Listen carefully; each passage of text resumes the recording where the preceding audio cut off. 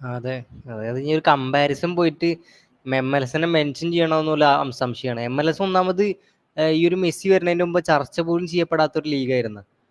പിന്നെ ഇപ്പൊ ഈ നമ്മള് സാധാരണ പറയലില്ല BR ഫുട്ബോൾ 433 പേജുകളൊക്കെ കൂടിയിട്ട് അതിനൊരു റെലവന്റ് ആക്കാൻ ശ്രമിച്ചുകൊണ്ടിരിക്കുകയാണ്.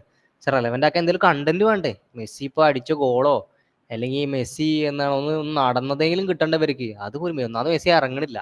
ഇപ്പൊ ഇറങ്ങിയാൽ തന്നെ മെസ്സി എന്തെങ്കിലും കാട്ടണ്ടേ? ഒന്നും കാട്ടണില്ല. മറ്റേ മീമിനെ കാണുന്ന പോലെ കോലേറ്റ് കുത്തുക, മെസ്സി എന്തെങ്കിലും ചെയ്യുന്നു പറഞ്ഞിട്ട് ഒന്നും ചെയ്യണില്ല മെസ്സി. അപ്പൊ അവര് ചെയ്യണ പരിപാടി എന്ന് പറഞ്ഞാല് മെസ്സി നടന്നു, സുവാറസ് മെസ്സിക്ക് പാസ് കൊടുത്തു, വാവ് നിങ്ങളിത് കണ്ടില്ലേ, എല്ലാരും അങ്ങനെ പറയാ. BR ഫുട്ബോളിന്റെ ഒരു പോസ്റ്റാ ഇപ്പോഴത്തെ ഞാൻ കണ്ടതാ.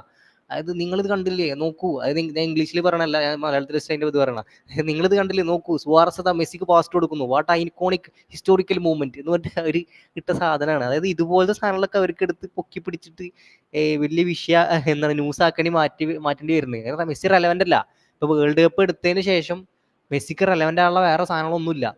മെസ്സി ഫാൻസ് തന്നെ ചെയ്യണത് നമ്മൾ കഴിഞ്ഞ വർഷം പറഞ്ഞതാണ്. അതായത് മെസ്സി ഫാൻസിന്റെ പരിപാടി എന്ന് പറഞ്ഞാൽ മെസ്സിയുടെ പരിപാടി എന്ന് പറയുന്നത് ഇതാണ്. മെസ്സി പ്രൊഫൈൽ പിക്ചർ മാറ്റിയത് അതുകൊണ്ട് തന്നെയാണ്. കാരണം മെസ്സിയുടെ റെലവൻസി കുറഞ്ഞു കഴിഞ്ഞിട്ടുണ്ടെങ്കിൽ മെസ്സി റെലവന്റ് എന്നാണ് മെസ്സിന്റെ എന്താണ് റെലവന്റ് ആയിട്ടുള്ള സ്റ്റേജ് താന്ന് പോയിക്കൊണ്ടിരിക്കാന്ന് മെസ്സി തോന്നിക്കഴിഞ്ഞാൽ മെസ്സി എന്ത് ചെയ്യും? മെസ്സി പ്രൊഫൈൽ പിക്ചർ എടുത്ത് മാറ്റിയിട്ട് വേൾഡ് കപ്പിന്റെ ആക്കും. എനിക്ക് വേൾഡ് കപ്പ് ഉണ്ട്, ഞാൻ പണ്ട് വേൾഡ് കപ്പത്തെ പ്ലെയർ ആണ്, ഞാൻ ഇപ്പോൾ റെലവന്റ് ആണെന്ന് പറഞ്ഞിട്ട് കാണിക്കാൻ വേണ്ടിയിട്ട്. അതേ സംഭവം തന്നെ രണ്ടിലും ചെയ്യണത്.